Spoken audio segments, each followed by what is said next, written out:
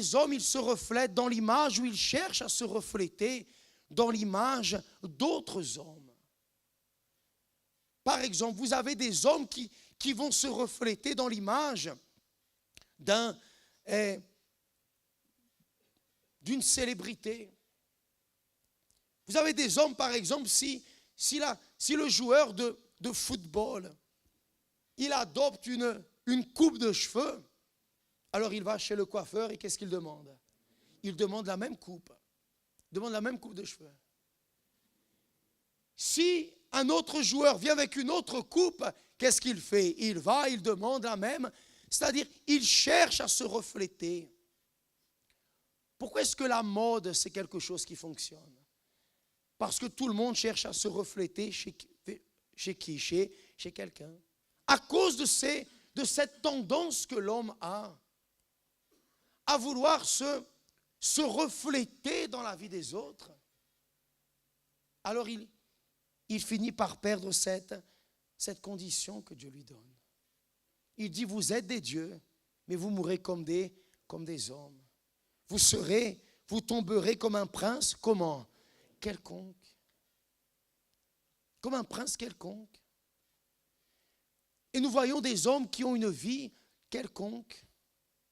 Aujourd'hui, au lieu d'avoir des hommes qui sont l'image et la ressemblance de Dieu, nous avons des hommes qui sont enfermés dans des vices. Nous avons des hommes qui n'arrivent pas à contrôler leurs paroles, qui n'arrivent pas à contrôler leurs émotions, leurs impulsions, qui n'arrivent pas à contrôler leur sens, qui continuent à être dominés par quelqu'un, qui continuent à être dominés par quelque chose. Regardez-moi, s'il vous plaît.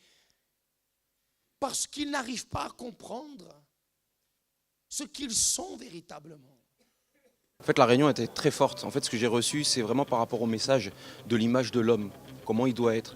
Et en fait, c'est vrai que dans ce monde, l'image de l'homme a beaucoup changé. Ça n'a rien à voir avec la base que l'homme, comment il doit être, selon Dieu. Et en fait, ce qu'on a reçu aujourd'hui, c'était vraiment très fort parce qu'on voit que l'homme se dévie de l'image originale qu'il a à la base. Et en fait, ça m'a vraiment touché. Vous êtes-vous reconnu en fait dans ce message? Moi, je me suis reconnu parce que c'est vrai que par le passé, avant de participer au projet Intellimen, j'étais vraiment un homme qui me référait au monde. Par exemple, le pasteur a parlé d'une certaine chose, de se référer à certaines personnes, par exemple des hommes qui sont dans le monde qui sont fans de, par exemple, prenez l'exemple de la coiffure, des choses comme ça, ou du football, etc. C'est vrai que moi j'étais comme ça, je me suis beaucoup retrouvé par rapport à ça quand il a parlé de ça. Avant, j'étais comme ça. Cette réunion aussi, j'ai beaucoup aimé parce que, comme il expliquait, on peut toujours vouloir se coller à un homme, soit par jalousie, par envie, alors qu'on peut avoir comme image beaucoup plus haut, beaucoup plus grand. Et c'est ça qu'il faut savoir s'analyser. Que direz-vous à une personne qui ne connaît pas le projet Intellimen?